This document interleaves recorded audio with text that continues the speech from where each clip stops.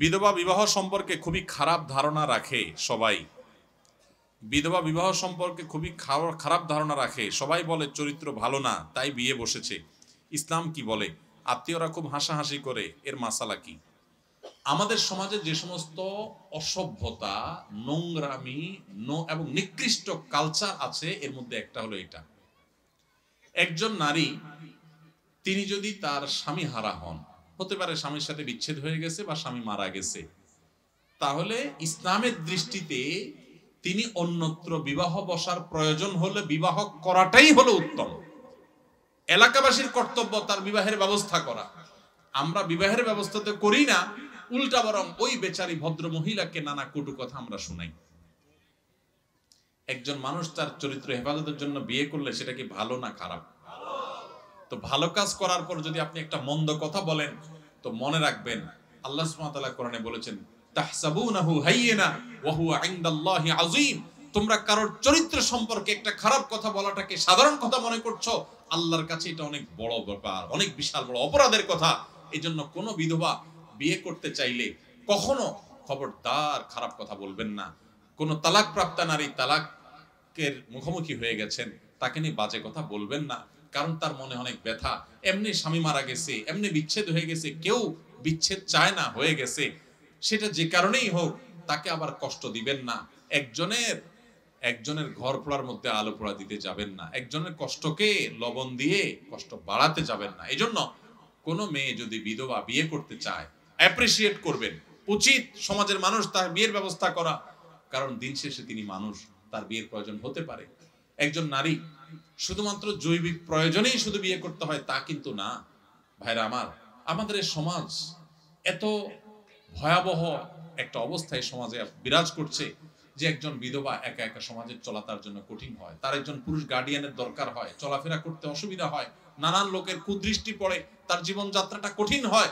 এই ভদ্র মহিলার বিয়ে করাটাই বরং উচিত। অতএব কোন বিধবা মহিলা বিয়ে করলে যদি কেউ কটু কথা বলে, সে আল্লাহর জমিনে সবচেয়ে বড় পাপিষ্ট, সবচেয়ে বড় খারাপ মানুষগুলোর একটা। হোক তার মুখে মুখ ভর্তি দাড়ি, হোক সে অনেক বড় হাজী সাহেব, হোক সে অনেক বড় হুজুর, কিন্তু সে আল্লাহর খাতায় অনেক বড় ফাসেক, আল্লাহর কথা সে একজন জালেম, আল্লাহর খাতায় সে একজন খারাপ মানুষ, নিকৃষ্ট মানুষ, কারণ একজন বিধবার অধিকার সে বঞ্চিত করছে। আমার দেশে মহিলারা স্বামী মারা গেলে একটা দুইটা বাচ্চা হয়তো আছে বা বয়স অনেক কম, আর এটা বিয়ে চাইলেও করতে পারে না। কত খারাপ বানিয়ে ফেলেছি আমরা সমাজটাকে। এজন্য দৃষ্টিভঙ্গি বদলান। যে সমস্ত মেয়েরা বিধবা হয়েছে তাদের বিয়ে দিতে বরং সাহায্য করবেন, উৎসাহিত করবেন, তাদেরকে সাইদা বলবেন যে কোনো লজ্জার ব্যাপার নাই, আমরা তোমার নেতৃত্বে তোমার বিয়ের ব্যবস্থা করব, আমরা সবাই সহযোগিতা করব। তার বিয়ের জন্য উদ্যোগ নেবেন, চেষ্টা করবেন না ইনশাআল্লাহ? আমাদের এই সমাজের সমস্ত খারাপ বদ অভ্যাস, খারাপ স্বভাব, খারাপ কালচার, অপসংস্কৃতি, এগুলোকে মাটির নিচে দাপন করে সমাজটাকে সুন্দর করতে হবে আমাদের। ঠিক আছে না ইনশাআল্লাহ? আল্লাহ আমাদের তৌফিক দান করুন। বাবার সম্পত্তিতে মেয়েদের হক সম্পর্কে বলবেন। এ বিষয়ে আমি বিভিন্ন জায়গায় বলি, প্রায় বলার চেষ্টা করি। দেখুন, বাবার সম্পদে, মায়ের সম্পদে ছেলেদের যেরকম হক আছে, মেয়েদেরও কি আছে? হক আছে। কয়জন মানুষ বাবার সম্পদে বোনের হক দিয়ে দিছেন? বুকে হাত রেখে দাঁড়ায় বলতে পারবেন এরকম মায়ের পুত কয়জন আছে? খুব কম। মেয়েদের ঠকানোর জন্য আমরা সবাই সংকল্প করে ফেলছি। অনেক বড় বড় হাজী সাহেব, গাজী সাহেব, আলেম সাহেব, সভাপতি সাহেব, সেক্রেটারি সাহেব, অনেক সাহেব আছে দেখবেন, দাড়িওয়ালা সাহেব, টুপিওয়ালা সাহেব, জুব্বাওয়ালা সাহেব, লম্বা জুব্বাওয়ালা সাহেব, অনেক সাহেব আছে দেখবেন। এই জায়গা দেখবেন কবি নীরব, বোনের হক দেয় নাই। আমি বিভিন্ন জায়গায় জিজ্ঞাসা করি, আপনাদের এখানে আছেন কেউ? বেশিরভাগ ইয়াং যুবক, এখনো বাবা মা বেঁচে আছেন আলহামদুলিল্লাহ। তো যুবকদেরকে আমি বলতে চাই, আপনার বাবা মা যেদিন চোখ বন্ধ করে ফেলবেন, মারা যাবেন, বাবা মার সম্পদে পাই পাই করে হিসেব করে বোনদের হক বুঝাই দিবেন। বোনদের হক দেওয়ার মানে এই না যে তাদের সাথে সম্পর্ক শেষ হয়ে গেছে। ভাই বোনের সম্পর্ক আজীবন থাকবে, আপনিও যাবেন, সেও আসবে, কিন্তু বাপের সম্পদে তার হক, সন্তান হিসেবে, ছেলে হিসেবে আপনার যেরকম পাওনা আছে তারও কি আছে? পাওনা আছে। হক দিবেন তো ইনশাআল্লাহ? যদি বোনের হক ঠিক মতো না দেন, লম্বা লম্বা সিজদা দিয়ে নামাজ পড়েন, কপালে সিল মেরে দাগ ফালায় দেন, ওয়াজ শুনতে শুনতে কাইত হয়ে চিত হয়ে পড়ে যান, লাভ হবে না। সাফ বলে দিলাম, লাভ হবে না। কিয়ামতের ময়দানে দাঁড়ায় থাকবেন, যেতে পারবেন না জান্নাত। এই বোন দাঁড়ায় থাকবে, এই বোন দাঁড়ায় যাবে সেদিন। দুনিয়াতে হয়তো বোন কিছু বলে না, চক্ষু লজ্জার কারণে বাপের ভাইয়ের হক চাইতে গেলে মানুষ খারাপ বলে, কিছু বলতে পারে না বেচারি। কিয়ামতের ময়দানে কিন্তু ভুল করবে না, দাঁড়ায় যাবে, আল্লাহ এ আমার ভাই আসামি, আমার বাবার সম্পদে আমার পাওনা বুঝায় দেয় না, এক চুলো ছাড়বে না সেদিন কেউ কাউকে, সেদিন বাপ সন্তানকে ছাড়বে না, সন্তান বাপ মাকে ছাড়বে না। তাহলে ভাই বোন কিভাবে একে অন্যকে ছাড়বে? এই জন্য ভাইরা, দুনিয়া থাকতে যার যার পাওনা বুঝায় দেন, পাই পাই করে আল্লাহ তাআলা বুঝে নেবেন। আল্লাহ আমাদেরকে বুঝার তৌফিক দান করুন। এক বিধবাকে তার এক আত্মীয় অভিভাবক হয়ে বিয়ে দিয়েছে। কিছুদিন পর সে আত্মীয়ের সন্তান অসুস্থ হওয়ায় সে তার স্বামীকে দোষারোপ করে যে তুই একজনের সংসার জোর করে বিয়ে দি। এই জন্য কোনো বিপদ আসছে যে বিপদটা অন্য কোনো কারণ আসছে, এসে সম্পর্ক না, বরং আপনার ছেলে মারা যাইতো হয়তো, বা ওই বিধবার উপকার করার কারণে আল্লাহ তাআলা বাঁচায় রাখছে, শুধু অসুখ দিস। সেভাবে চিন্তা করতে পারেন না? শয়তানের শুধুমাত্র বাজেট আর কুকথাটা মনের মধ্যে আনে। আল্লাহ আমাদের বোঝার তৌফিক দান করুন। সোমবার, বৃহস্পতিবার, শুক্রবার মৃত্যু হলে কি সৌভাগ্যবান? সোমবার আর বৃহস্পতিবার মারা গেলে সৌভাগ্যবান হওয়ার কথা কোরআনে কোথাও নাই। তবে জুমার দিন কেউ যদি মারা যায়, শুক্রবারে যদি কেউ মারা যায়, তাহলে সেক্ষেত্রে হাদিসের বর্ণনা মতে ওই ব্যক্তির কবরের আযাব, কবরের প্রশ্নোত্তর থেকে সে নিরাপদে থাকে, কবরের ফিতনা থেকে সে নিরাপদে থাকে, কবরের ফিতনা থেকে আল্লাহ তাকে বাঁচায় রাখেন জুমাবারে কারো মৃত্যু হলে। এটা তো আর কারোর হাতে না কোন দিন কে মারা যাবে, অতএব এটা ভাগ্যের ব্যাপার, এটা খুশনসিবের ব্যাপার। যদি কেউ এই দিনে মারা যায় তাহলে এই সৌভাগ্যের অধিকারী সে হবে। আবার এইবারে মারা গেলেই যে সে জান্নাতি, এরকম কোনো গ্যারান্টি দেওয়ার কোনো সুযোগ, কারণ শুক্রবারে বহুত আল্লাহর প্রতি অবিশ্বাসী কাফেরেরও মৃত্যু হয়, বহুত ফাসিকেরও মৃত্যু হয়। আবার শুক্রবার ছাড়া অন্যদিন মারা গেলে লোকটা খারাপ, সেরকম যোগ বিয়োগ কষবেন না। আমরা তো বাঙালি খুব সহজে যোগ বিয়োগ কষার ওস্তাদ, বুঝেন নাই? এটা দেখে আপনি যোগ বিয়োগ করতে যাবেন না। একজন নেককার মানুষের মৃত্যু শনি রোববারেও হতে পারে। আমাদের প্রিয় নবী সাল্লাল্লাহু আলাইহি সাল্লামের মৃত্যু কিন্তু শুক্রবারে হয় নাই। অতএব কেউ শুক্রবারে মরণে দেখে আরে এই লোকটা খারাপ, আর শুক্রবার মরছে দেখে একবারে জান্নাতের সার্টিফিকেট দিয়ে দিবেন, এই গ্যারান্টি নাই। তবে হ্যাঁ, এটা ঠিক যে হাদিসের আলোকে শুক্রবারে মৃত্যুবরণ হলে তার কবরের ফিতনা থেকে মুক্ত থাকার কথা আছে। এরপর প্রশ্ন হলো, আমি আরবি পড়তে পারি না, কিন্তু আমি কোরআন পড়ি উচ্চারণ সহ, এভাবে কি পড়া যাবে? কোনো সমস্যা হবে কিনা? আরবির উচ্চারণ দেখে, কোরআনের আরবি আয়াতের নিচে বাংলা উচ্চারণ দেখে বা ইংরেজি উচ্চারণ দেখে বা পৃথিবীর কোনো ভাষার উচ্চারণ দেখে পড়া জায়েজ নাই। এ ব্যাপারে কোনো আলেমের দ্বিমত নাই। হয় নিজে পুরো আরবিটা সরাসরি পড়ার চেষ্টা করবেন, না হলে শিখবেন, আর না হলে শুনবেন মনোযোগ দিয়া। কিন্তু কোনো ভাষার উচ্চারণ দিয়ে আপনার কোনো ভাষার প্রপার উচ্চারণ করা সম্ভব হয় না, বিকৃতি ঘটে। আল্লাহর কালাম তেলাওয়াত করতে যায় উল্টাপাল্টা হয়ে যাবে, কারণ আরবি বর্ণগুলার সবগুলোর আপনার প্রতিবর্ণ বাংলায় নাই। হা এটা বোঝানোর জন্য বাংলায় কোনো অক্ষর না, বাংলার সবকিছু ছোট হার জন্য হ, বড় হার জন্য হ। তো আপনি হা কিভাবে বলবেন? এভাবে আরো এর চেয়ে আরো বড় বড় বিকৃতি হয়ে যেতে পারে, একটু টান এদিক সেদিক হয়ে গেলে। আমি ছোট একটা উপমা দেই। ধরুন আমরা বলি ভাবি বা ভাবা। ভাবা এটা মানে চিন্তা করা, আর বাবা মানে পিতা। জাস্ট একটু বটাকে একটু চাপ দিয়ে বললাম ভাবা, তাহলে তার অর্থ কি? চিন্তা করা। আর ভটাকে চাপ না দিয়া নর্মাল ব করে বললাম বাবা, তার অর্থ কি হবে? একটু এদিক সেদিক করার কারণে অর্থ পরিবর্তন হয়ে গেছে না? আরবি তো এরকম।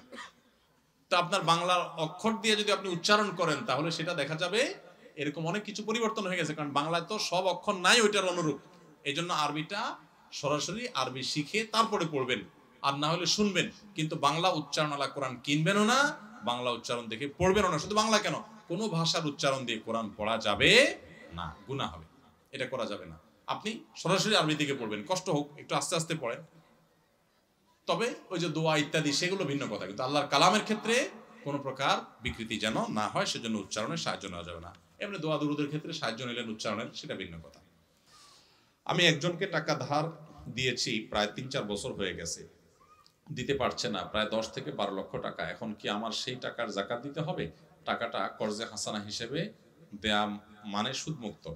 যদি আপনি কাউকে টাকা ধার দেন, সেই টাকা যদি সে আর না দেয় এবং দেওয়ার কোনো সম্ভাবনাও না থাকে, তাহলে ওই টাকার যাকাত দিতে হবে না, কারণ সে টাকা দিচ্ছেই না এবং একরকম টাকার আশা ছেড়ে দিয়েছেন আপনি, তাহলে ওই টাকার যাকাত দিতে হবে না। যদি কোনো কালে আপনি পান, তাহলে সেক্ষেত্রে আপনাকে কি করতে হবে? যাকাত দিতে হবে, আর না পেলে নেই। কিছুদিন আগে আমরা বেশ কয়েকজন জুনিয়া সরি জানাজার সালাতের উদ্দেশ্যে সফরে বের হই, জানাজায় উপস্থিত হওয়ার পর দেখতে পাই 10 মিনিট আগে জামাত শেষ হয়ে গেছে। এমন অবস্থায় উক্ত ওয়াক্তের সালাত আদায় করে তারপর জানাজায় শরীক হতে হবে, নাকি জানাজা পড়ার পর ফরজ সালাত আদায় করা যাবে? আগে ফরজ সালাত আদায় করে পরে জানাজার আদায় বিষয়টি কি উত্তম না অনুত্তম, ব্যাপারে কি জায়েজ না জায়েজ বলতে চাই। ভাই ফরজ নামাজ সময় হলে আগে ফরজ নামাজ পড়তে হবে, তারপরে জানাজা নামাজ পড়তে হবে। ভাই অনেকগুলো প্রশ্ন উত্তর আমরা দিয়েছি আলহামদুলিল্লাহ, অনেক রাতও হয়ে গেছে। আজকে এই মসজিদ, এই মাহফিল আমরা বাইতুল ফালাহ মাদ্রাসা এবং এতিমখানার তরফ থেকে যে মাহফিল দেখলাম, আমরা সবাই এই মাদ্রাসার প্রতি সহযোগিতাপূর্ণ মনোভাব রাখবো ইনশাআল্লাহ। ঠিক আছে তো? আল্লাহ তৌফিক দান করুন। আমরা যে কথাগুলো শুনলাম জানলাম, আল্লাহ আমাদের সবাইকে আমল করার তৌফিক দান করুন। রেডি তো? আচ্ছা, প্রশ্নের উত্তর দেওয়ার নিয়ম জানা আছে তো? কেউ উত্তর মুখে বলা যাবে না, শুধু হাত তুলতে হবে। হ্যাঁ, এরপর যাকে বলবো তিনি উত্তর দিবেন। আমরা আমাদের মূল বক্তব্যে রমজান মাসের রোজা আল্লাহ তাআলা কেন ফরজ করেছেন সেই উদ্দেশ্য বলতে গিয়ে একটা আয়াত বলছিলাম। এই আয়াতটা বাংলায় বুঝায় বলতে পারবেন এরকম কোন মাদ্রাসার ছাত্র আলেম তারা ছাড়া যদি আয়াতটা বুঝায় বলতে পারেন কেউ, তাহলে হাত তোলেন। ওই যে যুবক আগে হাত তুলছে, হ্যাঁ তাও বলো ভাই।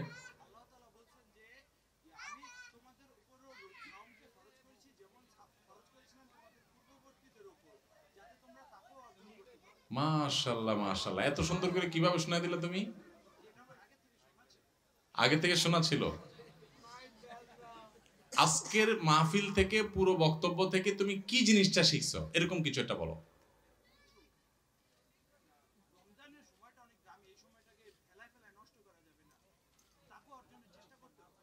তাকওয়ার জন্য চেষ্টা করব। কিভাবে? আমরা সকল পাপ কাজ বর্জন করার মাধ্যমে। আমরা পুরো আলোচনা জুড়ে সেটাই বুঝিয়েছি, উত্তর সঠিক, যে তাকওয়া অর্জন করার মাধ্যমে আমি সকল পাপাচার সকল অন্যায় কাজ ছেড়ে দেব। এটাই হলো রমজানের শিক্ষা, সিয়ামের শিক্ষা। তাহলে আমাদের সিয়াম বা রোজা সার্থক হবে। চলে আসো, তোমার পুরস্কার নিশ্চিত ইনশাআল্লাহ। এরপরের প্রশ্ন আমি বলি, সে আস্তে আস্তে আমি অন্য প্রশ্নে চলে যাই।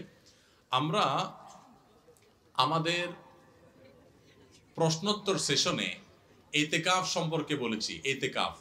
ইতিকাফের গুরুত্ব বুঝাতে গিয়ে আমি নবী সাল্লাল্লাহু আলাইহি সাল্লামের যে অভ্যাস এবং হাদিস বলেছি, সেটা কেউ বলতে পারলে ইতিকাফের গুরুত্বের উপরে এই ভাই আগে হাত তুলছে, তারা হ্যাঁ।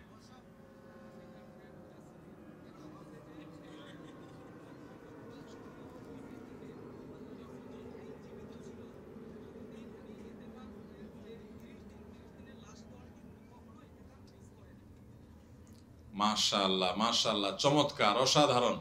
আমরা হাদিস বলেছি যে হাদিসটি বুখারীতে বর্ণিত হয়েছে। আম্মা জান আয়েশা রাদিয়াল্লাহু তাআলা বর্ণনা করেছেন যে নবী করিম সাল্লাল্লাহু আলাইহি সাল্লাম রমজান মাসে রোজা ফরজ হওয়ার পর থেকে নিয়ে উনি যত বছর বেঁচে ছিলেন, প্রত্যেক বছর রমজানের শেষ 10 দিন মসজিদে ইতিকাফ করতেন, কোনো বছর ছাড়তেন না।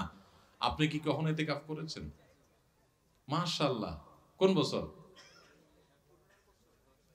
করোনার বছর, যেহেতু আর কোনো কাজ কাম নাই, ওই সুযোগে আল্লাহর ইবাদত করার সুযোগ পেয়েছেন, এই তো খুব ভালো।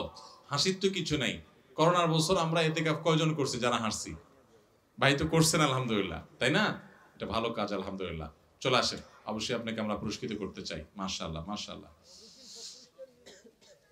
আসেন। ও উনি উকিল সাহেব, মাশাআল্লাহ, আসেন। জি জি, কমিশনার সাহেবের হাত দিয়ে পুরস্কার দেওয়াবো। আসেন আসেন।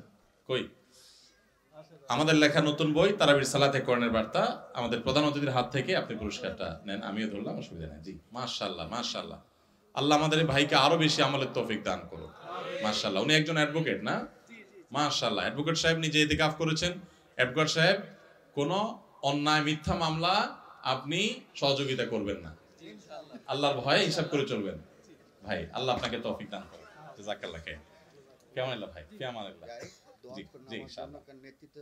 আল্লাহ আল্লাহ তাআলা আপনাকে, আল্লাহ আপনাকে ভালো কাজ করাক, মন্দ কাজ থেকে বাঁচাক এবং মন্দ কাজ আমার জানাতে করি না, আল্লাহ যেন আমাকে না আল্লাহ হেফাজত করুন। আমিন আমিন আমিন, আল্লাহুম্মা আমিন। একটা স্বপ্ন হলো মৃত্যু করে জীবিত থাকতে, যে আল্লাহ যেন আমাকে তৌফিক, আল্লাহুম্মা আমিন। আল্লাহ আপনাকে তৌফিক দান করুন। আপনাকে আমার লেখা দোয়ার বই আপনার জন্য হাদিয়া।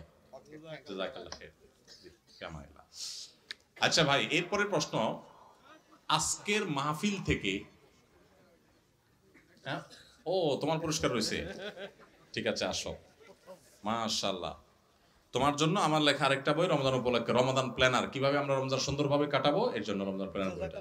জাযাকাল্লাহ খাইর, মাশাআল্লাহ। কি করো তুমি? আমি ছাত্র, কিসে পড়ো? আমি ক্লাস 10 এ। ক্লাস 10-এ? মাশাআল্লাহ মাশাআল্লাহ, ঠিক আছে। আজকের মাহফিল থেকে, পুরো আলোচনা থেকে আগামী রমজান উপলক্ষে যদি কোনো প্ল্যান আমরা নতুন করে করে থাকি আজকের বক্তব্য শোনার পর, আমি সেই প্ল্যানটা একটু শুনতে চাই। কেউ যদি থাকেন হাত তোলেন। আমাদের পুরো বক্তব্য শুনে যে ঠিক আছে এই বছর রমজান আমি এই জিনিসটা করবো, এরকম প্ল্যান করছেন যারা, হাত তুলেছেন। ওই শেষের ভাইটা, হ্যাঁ বলেন তো কি প্ল্যান করছেন? সকল পাপ কাজ থেকে বিরত থাকবেন। সিরিয়াসলি, এই শত শত মানুষের সামনে, হাফেজ আলেমদের সামনে আল্লাহ তাআলা কিন্তু দেখছেন। আপনি সত্যি নিয়ত করেছেন সকল পাপ থেকে বেঁচে থাকবেন, কিন্তু দোস্তদের সাথে চললে তো কিছু করাই লাগবে। তখন ওইরকম দোস্ত রাখবেন না। সত্যি, মাশাআল্লাহ, নারায়ে তাকবীর। আসেন, চলে আসেন। এটা খুব ভালো একটা কথা। শুনেন, সৎসঙ্গে স্বর্গে বাস, অসৎসঙ্গে, সৎসঙ্গে জান্নাতে যায়, অসৎসঙ্গে জাহান্নামে যায় মানুষ।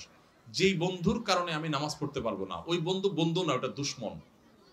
যেই বন্ধুর কারণে আমি মাদকের দিকে যেতে হয়, যে বন্ধু আমার হাতে সিগারেট ধরায় দেয়, ওই বন্ধু বন্ধু না, ওটা দুশ্মন।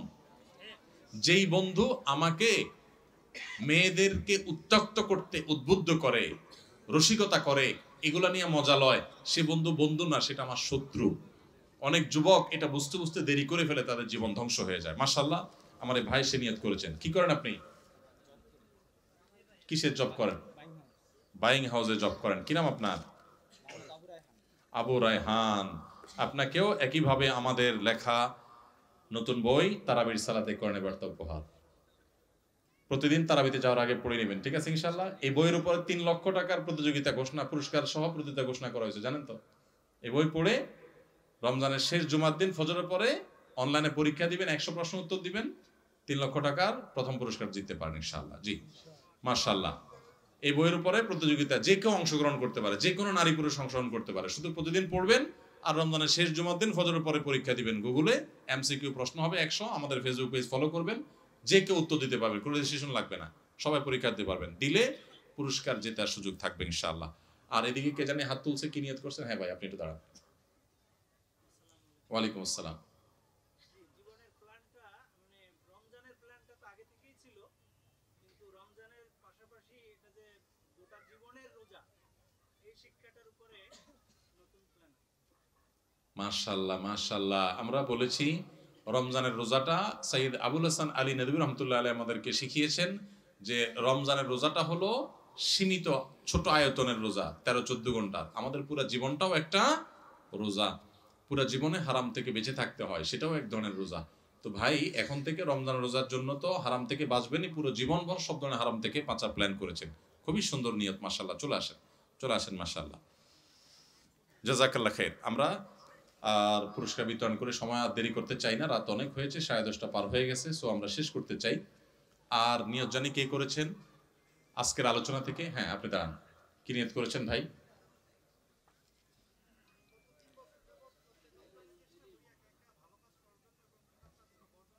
হ্যাঁ,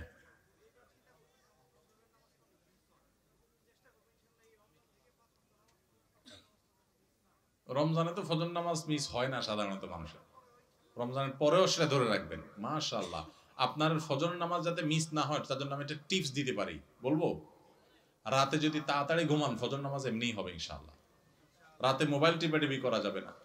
এশার পর পর মোবাইলের গলা চিপে বন্ধ করে শুয়ে যাবেন, ফজর নামাজ দেখবেন এমনিতেই আপনি উঠতে পারবেন, ঠিক আছে?